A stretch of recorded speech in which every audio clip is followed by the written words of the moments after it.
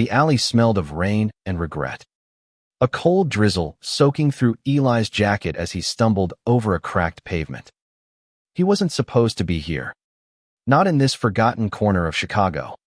Not at 2 a.m. With a stranger's blood pooling at his feet. The man's lifeless eyes stared up. A silent accusation. As Eli's heart thundered, seen the killer's face. And the killer had seen his. Eli, 28, was no hero. A barista with a knack for sketching faces in his notebook. He'd only come to this part of town to meet a grinder date who never showed. Instead, he'd witnessed a crime that would unravel his life. The killer, a wiry man with a scar slicing through his left eyebrow, had locked eyes with Eli for a split second before vanishing into the night. That moment, that fleeting recognition, was enough to make Eli a target. He ran, his sneakers slapping wet asphalt, until he reached the 24-hour diner where he was supposed to meet his date. The neon sign buzzed faintly, casting a pink glow over the cracked vinyl booths. Eli slid into one, his hands trembling as he clutched a lukewarm coffee. He didn't notice the man across the room watching him. Blonde curls, broad shoulders, a face that held both kindness and a shadow of grief. That man was Caleb, 30, a paramedic who'd seen too many bodies to believe in coincidences. He'd been at the diner to decompress after a brutal shift. But something about Eli's panicked expression pulled him closer. "You okay?" Caleb asked, sliding into the booth across from Eli. His voice was low, steady, like he could anchor the chaos swirling in Eli's chest. "I saw something," Eli whispered, glancing over his shoulder. "Someone got hurt. Bad." He couldn't say the word murder. Not yet. It felt too final. Too real. Caleb's eyes narrowed. But he didn't push. Instead, he leaned forward, his hand brushing Eli's knuckles, a gesture so small it could have been accidental. But it wasn't. "You're safe here," Caleb said. "Tell me when you're ready." Eli wasn't ready. But the weight of Caleb's gaze, warm and unflinching, made him want to be. He spilled the story in fragments. The alley, the gunshot, the scar-faced man. Caleb listened, his jaw tightening with every detail. When Eli finished, Caleb's hand lingered on his. A silent promise. "You can't go home," Caleb said. "Not until we figure this out." "We?" Eli asked, his voice cracking. He didn't know this man, yet something in Caleb's steady presence felt like a lifeline. "Yeah, we," Caleb replied, a faint smile breaking through. "I'm not letting you face this alone." They left the diner as dawn crept over the city, the skyline a jagged silhouette against a gray sky. Caleb's apartment was a small, cluttered space in Wicker Park, filled with medical textbooks and half-dead plants. Eli hesitated at the threshold, but Caleb's hand on his shoulder guided him inside. "You're safe here," Caleb repeated, and for the first time in hours, Eli believed it. But safety was an illusion. The scar-faced man wasn't just a random thug, was part of a network, a shadow syndicate that thrived in Chicago's underbelly. Eli's description of the killer matched a hitman known as the Blade, a ghost who left no witnesses. By noon, Eli's phone buzzed with a text from an unknown number. "You saw nothing. Say nothing, or you're next." Eli dropped the phone, his breath hitching. Caleb picked it up, read the message, and cursed under his breath. "We need to move," he said, already grabbing a backpack. "They know who you are." "How?" Eli's voice trembled. "I didn't tell anyone." Caleb's eyes darkened. "They have ways. Cops. Cameras. Informants. You're not just a witness, you're a loose end." Eli's world tilted. He'd gone from pouring lattes to running for his life in less than a day. But as Caleb packed essentials, cash, clothes, A first aid kit. Eli noticed the way Caleb's hands moved. Precise yet gentle. He wondered what it would feel like to be held by those hands. Not just steadied, but truly held. They hit the road in Caleb's beat-up Toyota, the city fading in the rearview mirror. Eli didn't know where they were going, only that Caleb's presence made the unknown bearable. As they drove, Caleb shared pieces of himself, raised in a small Illinois town. Disowned at 18 for coming out. A paramedic because he wanted to save lives after failing to save his brother from addiction. Eli listened, his own story spilling out in return art school dropout. Estranged from his religious parents. Always searching for a place to belong. By nightfall, they reached a motel in Indiana. Its flickering sign promising vacancy. In the dim room, Eli sat on the edge of the bed, his sketchbook open. He drew the killer's face. Every detail burned into his memory. Caleb watched over his shoulder, his breath warm against Eli's neck. "You're good," Caleb said softly. "That's him, isn't it?" Eli nodded, his pencil trembling. "What if he finds us?" "He won't," Caleb said, but his voice held a tremor of doubt. He sat beside Eli, their shoulders brushing. "We'll figure this out. Together." Eli looked at him, really looked, and saw not just a protector but a man carrying his own scars. In that moment, something shifted a spark. Fragile but undeniable. Eli leaned closer, and Caleb didn't pull away. The motel room smelled of mildew and cheap air freshener. But to Eli, it was a sanctuary. He and Caleb sat on the sagging bed, the space between them charged with unspoken tension.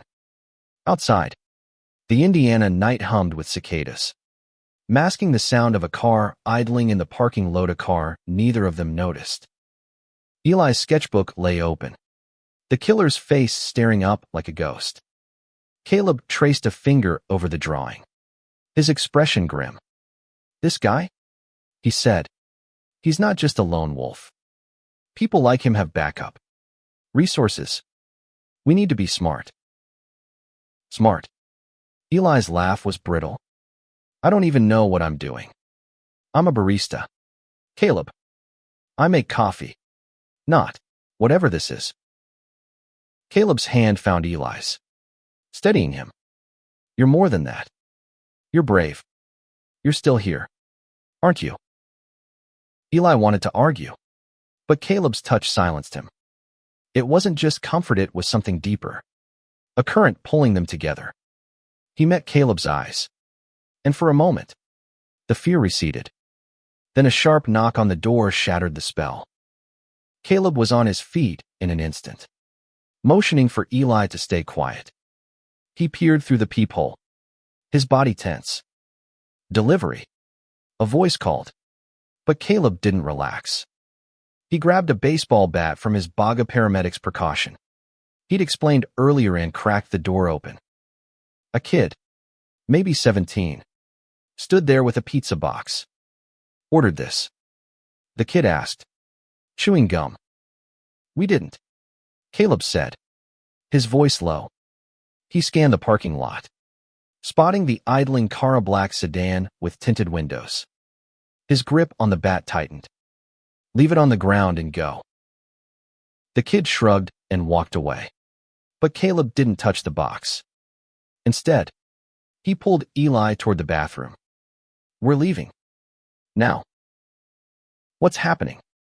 Eli whispered, his heart racing. "That car's been there too long," Caleb said, shoving clothes into his backpack. "No one delivers pizza at 3 a.m. without a call." They slipped out the bathroom window, crouching behind a dumpster as the sedan's headlights swept the lot. Eli's pulse pounded in his ears, but Caleb's hand on his back kept him grounded. They waited until the car pulled away, then sprinted to Caleb's Toyota and peeled out onto the highway. As they drove, Eli's mind raced. "How do they keep finding us?" he asked, his voice shaking. "My phone's off. I haven't told anyone where we are. Caleb's jaw clenched. They might have tagged your phone before you turned it off. Or mine. Or, he trailed off, his eyes flicking to the rearview mirror. We need to ditch this car. They abandoned the Toyota at a rest stop, hitching a ride with a trucker headed to Ohio. The trucker, a grizzled woman named Marla, didn't ask questions, just offered them coffee from a thermos. Eli sat close to Caleb in the cab, their thighs touching. He wanted to say something, to name the warmth blooming in his chest, but fear kept him silent. In Cleveland, they found a cheap motel and paid in cash. Caleb checked the room for bugs literal and electronic while Eli sat on the bed, sketching to calm his nerves. This time, he drew Caleb, the curve of his jaw, the worry lines around his eyes, the way his curls caught the light. When Caleb noticed, he smiled, a rare softness breaking through. You're staring, Caleb teased, sitting beside him. You're worth staring at, Eli said, surprising himself. The words hung between them, heavy with possibility. Caleb leaned closer, his breath warm against Eli's lips. But before they could close the distance, Caleb's phone buzzed. It was a news alert. Chicago police seek witness in gang-related homicide. Eli's stomach dropped as he saw his own face on the screen, a grainy photo from a security camera. They're saying I'm a person of interest, he whispered. Not a witness. A suspect. Caleb's expression hardened. They're framing you. The Blades people have reached cops. Maybe even feds. We can't trust anyone. Eli felt the walls closing in. What do we do? We find proof, Caleb said. Something to tie the blade to the murder. Your sketch is a start, but we need more. They spent the night scouring the internet on a burner phone Caleb bought at a gas station. Eli's memory of the alley yielded details, a tattoo on the killer's wrist, a partial license plate on a nearby car. Caleb cross-referenced them with news reports and ex-posts, piecing together a trail. The blade was linked to a gang called the Iron Syndicate, known for trafficking and contract kills. The man Eli saw die was likely a rival. But why was he targeted? As dawn broke, Caleb's research hit a wall. We need someone on the inside, he said. Someone who knows the syndicate. Eli hesitated, then spoke. I might know someone. My cousin, Nate. He's connected. Not a good guy, but he owes me. Caleb frowned. Can we trust him? No, Eli admitted. But he's our only shot. They called Nate from a payphone, arranging a meet in Detroit. As they boarded a bus, Eli felt Caleb's hand brush his again. Deliberate this time. Whatever happens, Caleb said, I've got your back. Eli nodded, his heart swelling. He didn't know if they'd survive this. But with Caleb beside him, he felt something he hadn't in years, hope. Detroit's skyline loomed like a warning, all sharp edges and gray haze. Eli and Caleb stepped off the bus, the air thick with exhaust and tension. Nate had agreed to meet them at a dive bar called Rusty's, a place where deals were made in whispers and no one asked for ID. Eli's cousin Nate was a shadow of the kid he'd grown up with. At 32, Nate's face was gaunt, his eyes darting like he was always expecting a knife in the back. He sat in a corner booth, nursing a beer, his tattoos peeking out from a flannel shirt. You look like hell, Eli, Nate said, barely glancing at Caleb. Thanks, Eli muttered, sliding into the booth. Caleb sat beside him, his presence a steady anchor. I need your help, Nate. I saw something in Chicago. A murder. Now they're after me. Nate's eyes flicked to Caleb, then back to Eli. You always had a knack for trouble. Who's this? He nodded at Caleb, suspicion in his voice. Caleb, Eli said. He's with me. Nate smirked, catching the weight in Eli's words. All right, lover boy. Spill it. Who'd you see get popped? Eli described the blade, the scar, the tattoo, a coiled snake with a dagger through it. Nate's face paled. You're in deep. Cousin. That's Victor the Blade Korsakov, Iron Syndicate's top cleaner. You don't just see him and walk away. What's the Syndicate's deal? Caleb asked, his voice calm but firm. Why'd they kill that guy? Nate leaned back, glancing around the bar. The guy you saw was probably Tommy Vega, a dealer who crossed the Syndicate. They're into everything: drugs, guns, you name it. Victor cleans up their messes. If he saw you, Eli, you're as good as dead. Eli's stomach churned, but Caleb's hand found his under the table. A quiet reassurance. We need proof, Caleb said. Something to take to the feds. Someone clean. Nate laughed. A harsh sound. Clean feds. Good luck. The Syndicate's got half the city in their pocket. But he hesitated, then leaned in. There's a guy, an informant. Goes by Ghost. He's been feeding info to a reporter, trying to bring the Syndicate down. I can get you a meet, but it'll cost. How much? Eli asked, his savings already dwindling. Not money, Nate said. A favor. I need you to deliver a package for me. No questions. Caleb's grip on Eli's hand tightened. No deal, he said. We're not your mules. Nate shrugged. Suit yourself. But without Ghost, you're running blind. Eli exchanged a look with Caleb, the unspoken question hanging between them. Could they trust Nate? No. But could they afford not to? We'll do it, Eli said finally. But you screw us, Nate, and I'll haunt you. Nate grinned, sliding a small, taped-up box across the table. Drop this at a warehouse on 8 Mile tomorrow night. Ghost'll find you after. They left the bar, the package heavy in Caleb's backpack. Outside, the city pulsed with danger, every shadow a potential threat. Eli's nerves were frayed, but Caleb's steady presence kept him grounded. You didn't have to agree to this, Caleb said as they walked to another motel. I know, Eli replied.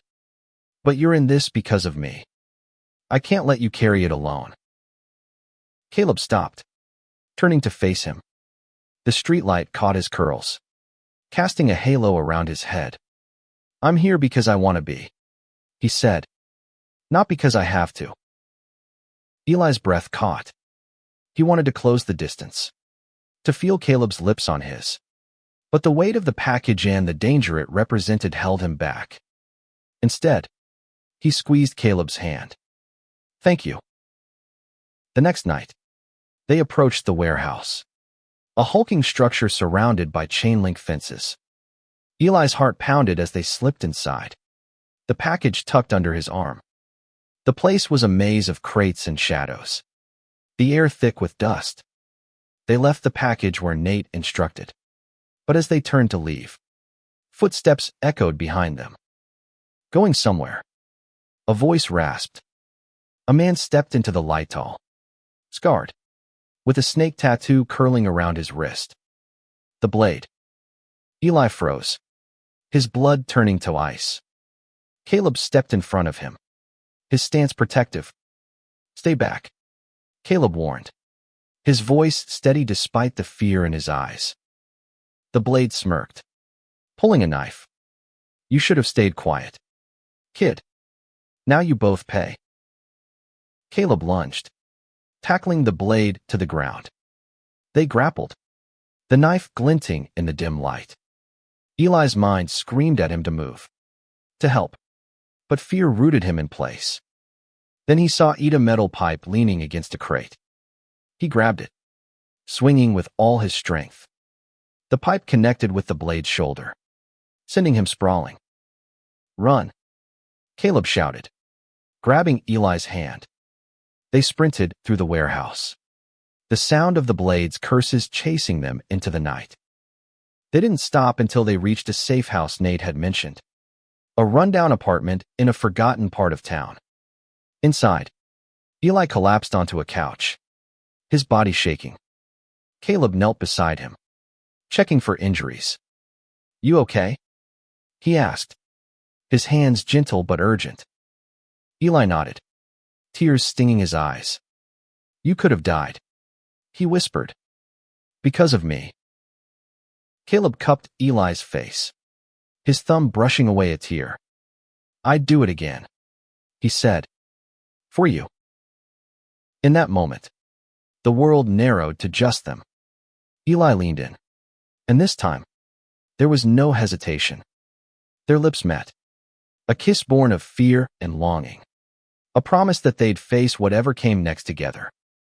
The safe house was a temporary refuge, its peeling wallpaper and creaky floors a stark contrast to the warmth of Caleb's kiss. Eli's heart still raced, not just from the narrow escape, but from the way Caleb's hands lingered on his face, grounding him in a world that felt like it was unraveling. They sat on the couch, the space between them gone, their breaths mingling in the quiet. "We can't stay here long," Caleb said, his voice low. "The blade knows we're in Detroit. He'll come for us." Eli nodded, his fingers tracing the edge of Caleb's palm. "What about Ghost? Nate said he'd find us." Caleb's jaw tightened. If Nate set us up, Ghost might be a trap too. But it's our only lead. They waited, the hours stretching thin. Eli sketched to keep his hands busy, capturing the intensity of Caleb's eyes, the way they softened when they met his. Caleb watched, a small smile breaking through his worry. "You make me look better than I am," he said. "You're already better than you know," Eli replied, his voice barely above a whisper. The words felt like a confession, and Caleb's answering look held a promise they hadn't yet spoken.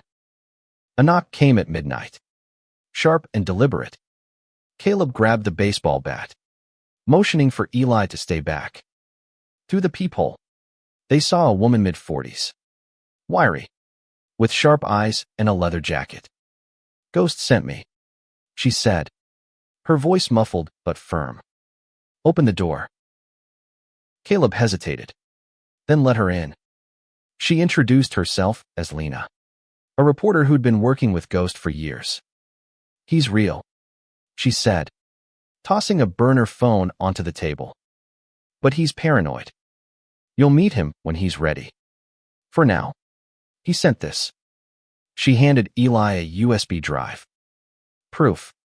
The syndicate's ledger's names, dates, payoffs, including the blade's hits. Eli's hands shook as he took the drive. "This can clear me." Lena nodded. "If you get it to the right people. Problem is, the syndicate's got eyes everywhere. You need to move fast." Caleb's eyes narrowed. "Who's Ghost? Why is he helping us?" Lena smirked.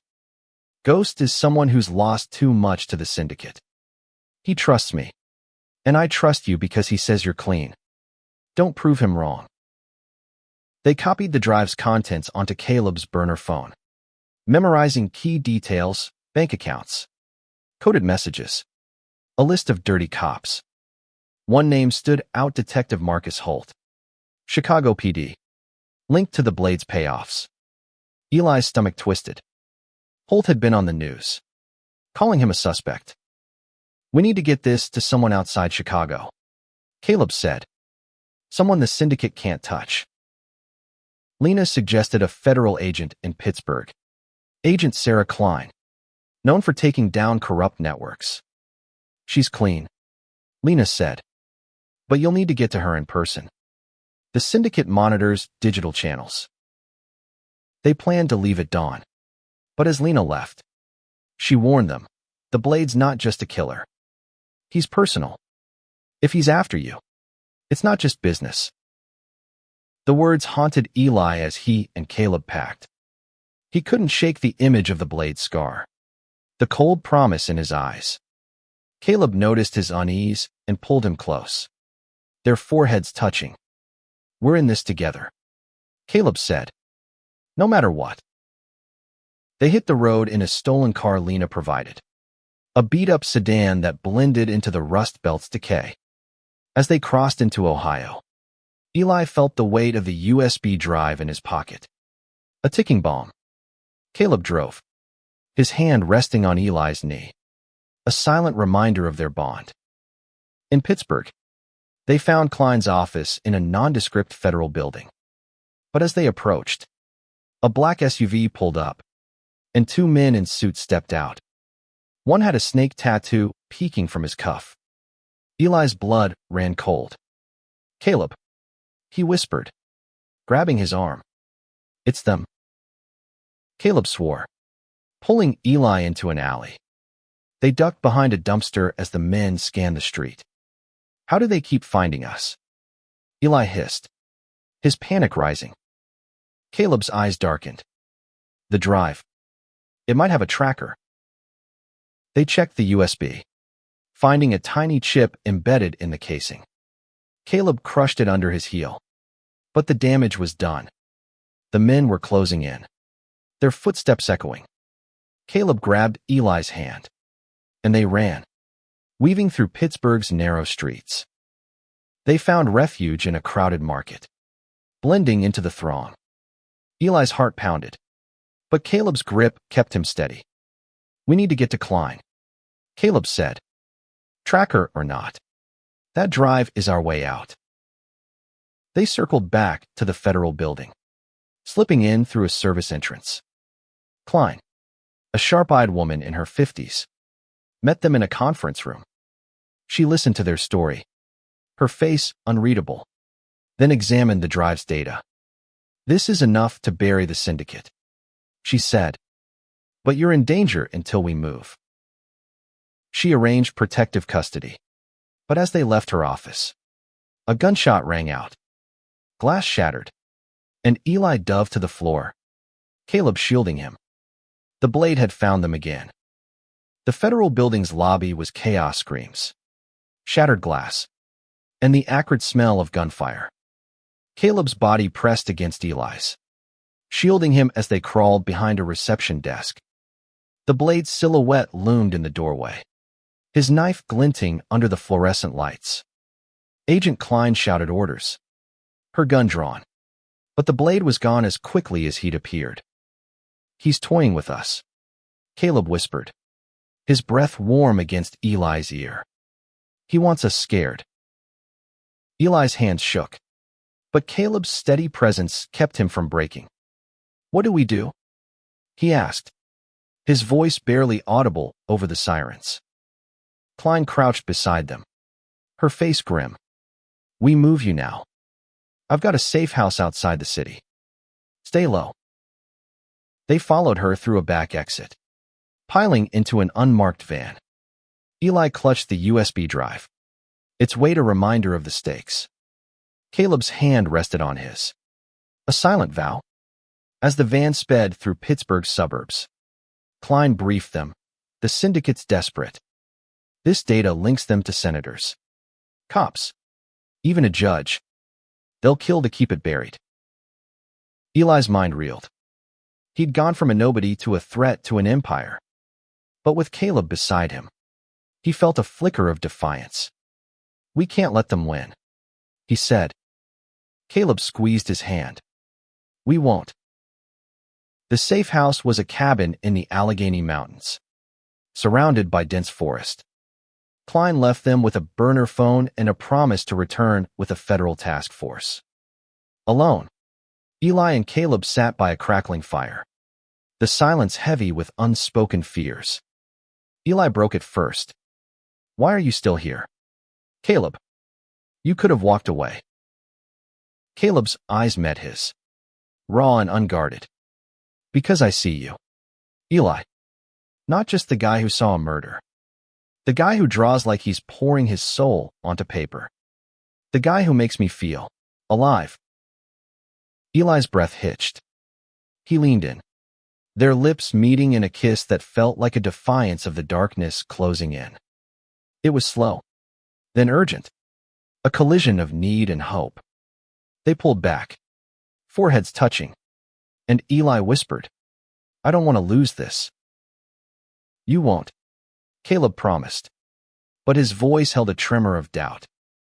The next morning, they scoured the USB's data, memorizing names and connections.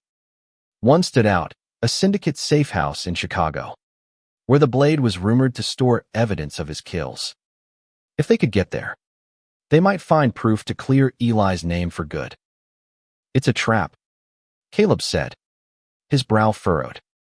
"They'll expect us." "I know," Eli replied, "but it's our only shot." They contacted Klein, who reluctantly agreed to provide backup.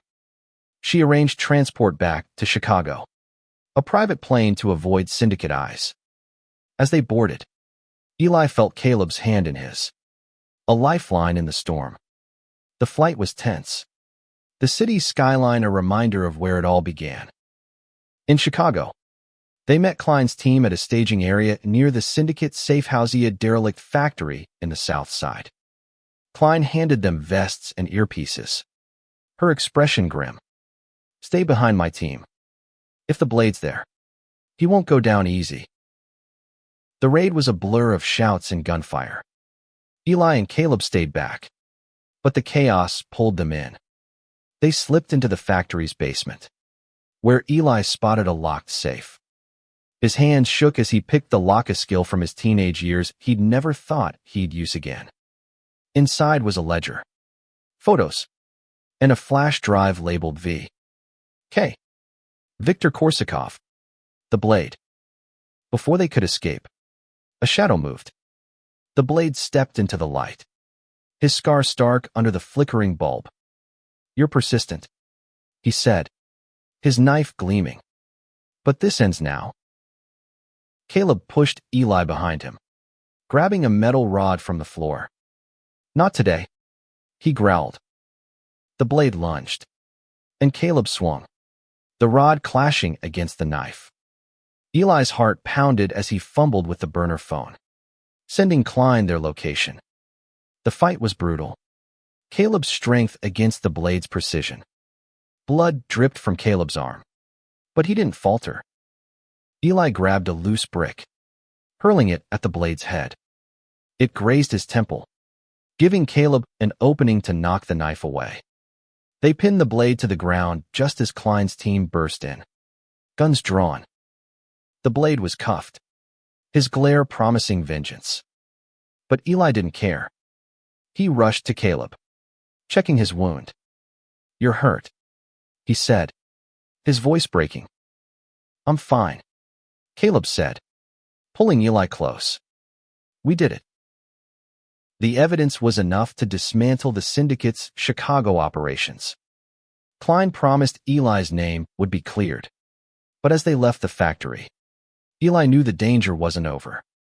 The syndicate's reach was long, and the Blade's allies were still out there. The Chicago skyline glittered beyond the safe house window, a cruel reminder of the city that had nearly consumed them. Eli sat on a worn couch, the syndicate's ledger open in his lap, its pages a map of corruption. Caleb's arm was bandaged, his face pale but resolute as he sat beside Eli, their shoulders touching. "We got him," Eli said, his voice hollow.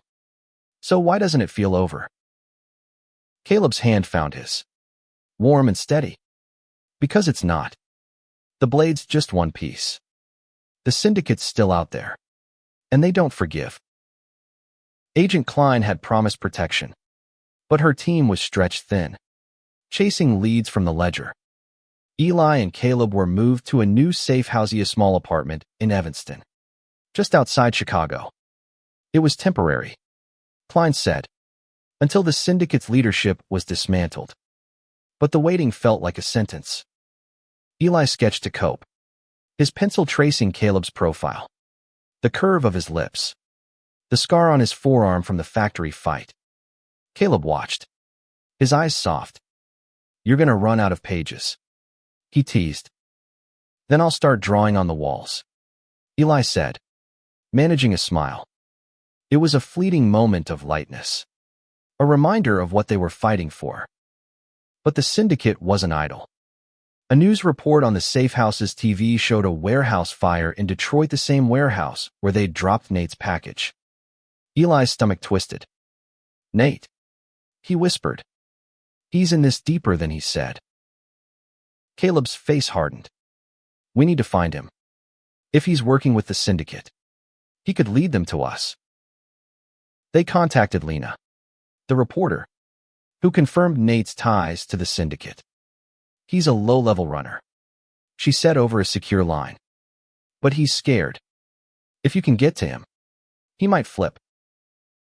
They tracked Nate to a bar in Gary, Indiana, a grimy spot where the syndicate laundered money. Klein's team was too busy to help, so Eli and Caleb went alone, armed only with a burner phone and their wits. The bar was crowded, the air thick with smoke and desperation. Nate sat in a corner, his eyes bloodshot, a glass of whiskey in hand. "Nate," Eli said, sliding into the booth. Caleb stood watch, his posture tense. Nate flinched, spilling his drink. "You shouldn't be here," he hissed. "They're watching." "Who?" Caleb demanded. "The blade's gone. Who's pulling the strings?" Nate's eyes darted to the door. "You don't get it. The blade was just muscle. The real power's higher up, someone called the broker. Nobody knows who he is, but he knows about you." Eli's blood ran cold. "What do they want?" "You dead," Nate said bluntly. "You've got their ledger. They'll burn everything to get it back." Caleb leaned in, his voice low. "Help us, Nate. Give us something to find the broker." Nate hesitated, then slid a napkin across the table with an address scrawled on Ida Penthouse in Chicago's Loop. "That's all I know," he said. "Now leave me alone." They left the bar, but as they stepped into the night, a car screeched to a stop. Two men jumped out, guns drawn. Caleb tackled Eli to the ground as bullets flew, shattering the bar's windows. They crawled behind a dumpster, Caleb's arm around Eli, shielding him. "We need to move," Caleb whispered, his voice steady despite the chaos. They ran, weaving through alleys until they reached a gas station.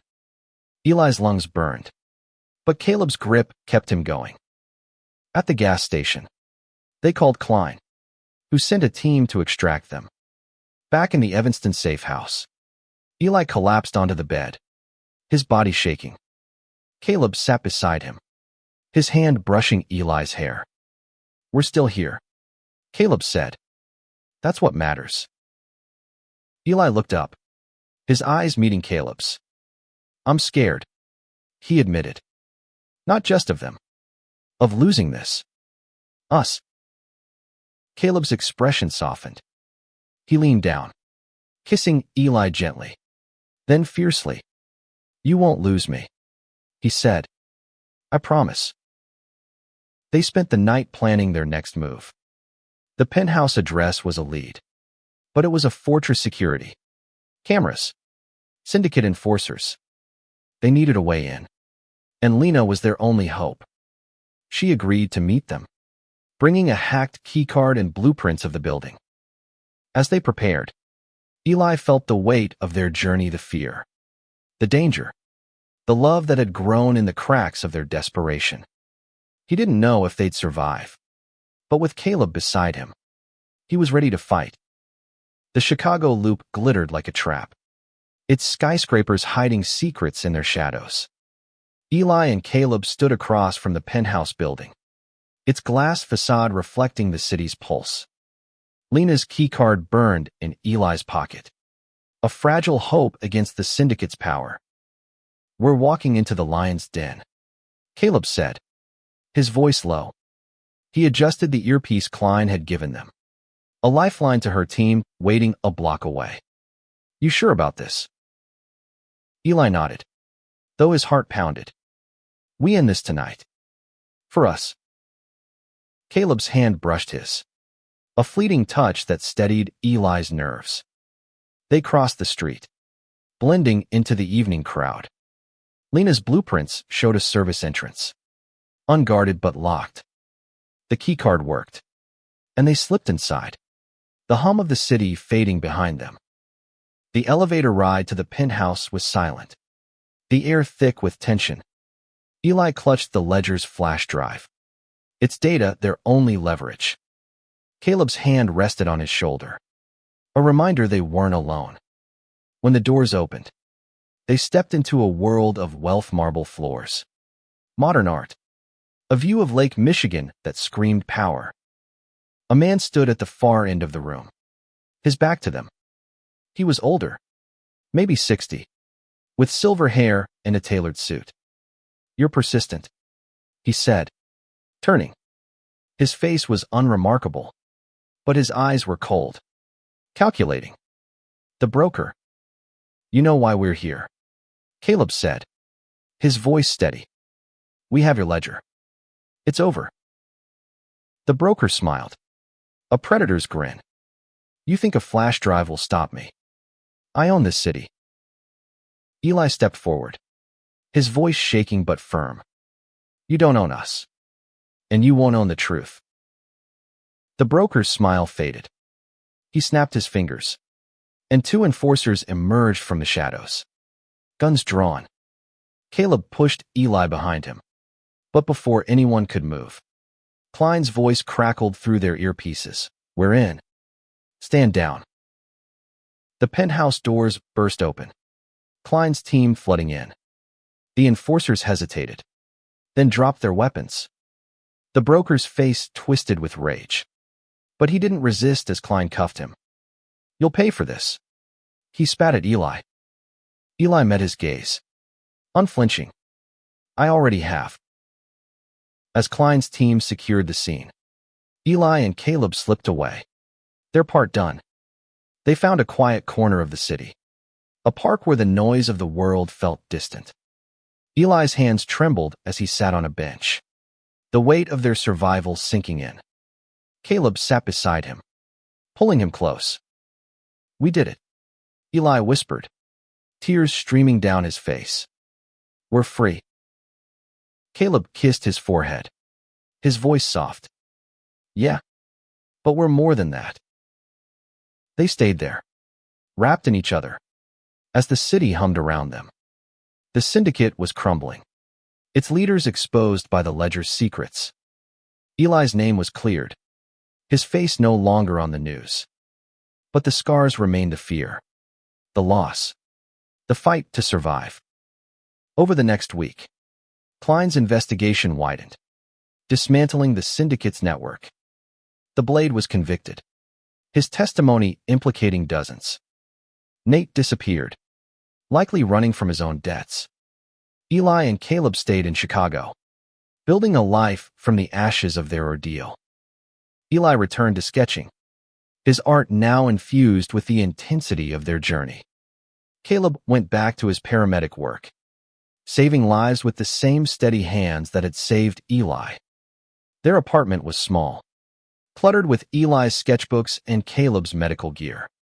But it was home. One night, Eli showed Caleb a new drawing, a portrait of them, standing together in that Chicago alley where it all began.